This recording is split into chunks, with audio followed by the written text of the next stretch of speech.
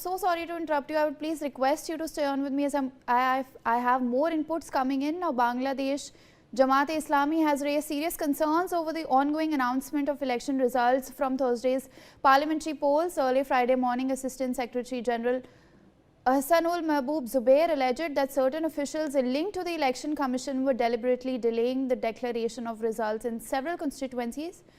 Speaking to reporters at the Election Commission building in Dhaka's Agargaon, Zubair described the delays as abnormal and unusual, noting that vote counting began at 5 p.m. the previous day, yet many results remain pending well into the early hours. Ambassador Suresh K. Goyal is with us on the broadcast.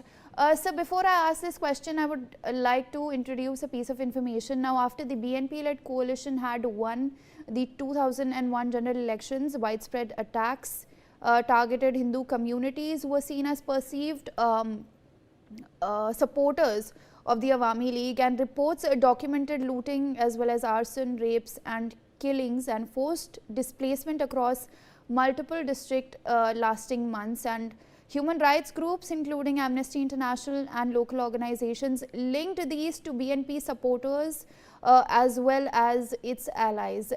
Now, the BNP has of course won with a thumping victory. So, do you think going forward the situation for the minorities in Bangladesh is going to get any better, considering that even in the run-up to the elections, attacks against Hindus kept happening?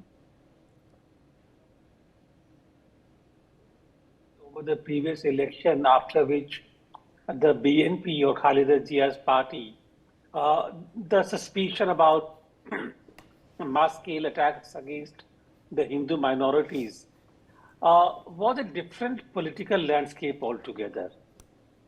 That was a political landscape where there was a clear kind of a rivalry between Sheikh Hasina's Awami League and the BNP, and there were the kind of divisions of people of a certain group, certain religion, etc., etc. There were the kind of suspicions, there were the kind of understanding that prevailed at that time in Bangladesh.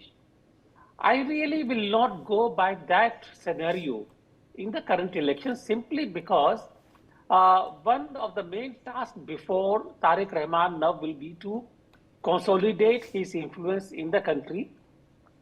And also, if I can use the word heal, there has been sufficient polarization, there have been a huge deal of attacks against the minorities, and there is already that kind of fear in the country. And if that fear were to perpetuate, it would actually reflect quite adversely on Bangladesh, particularly when they are looking at the USA to come to their support, to invest, etc., etc. So therefore, I would say that landscape, the political landscape is very, very different.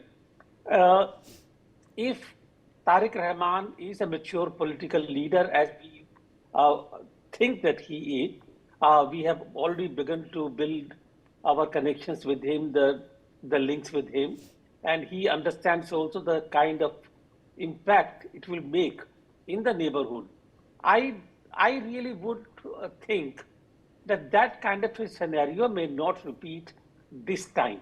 However, keeping all the options open, if that does happen, it is bad news. But I don't think it is going to repeat. This is my personal assessment. And number two, you see, if in future BNP has to consolidate its power and to marginalize the Jamaat Islami, which is the main contender for power within Bangladesh, they will have to take on board the minorities and particularly the supporters of Awami League. The voting percentage, even though it is quoted to be 60%, certain other assessments are that it is around 50% voting in Bangladesh. Yes, Clearly indicated that a large chunk of people who were supporting Awami League, they have not come out to vote. That is my understanding. And therefore, to bring all those people together, my expectation is that Tariq Rahman may open up the political parties, the political playground in Bangladesh, even to Awami League. So completely different kind of a scenario, Medha, I would think.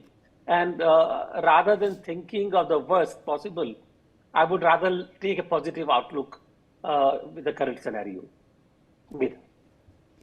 Sir, I would please request you to stay on with me. Ousted former Prime Minister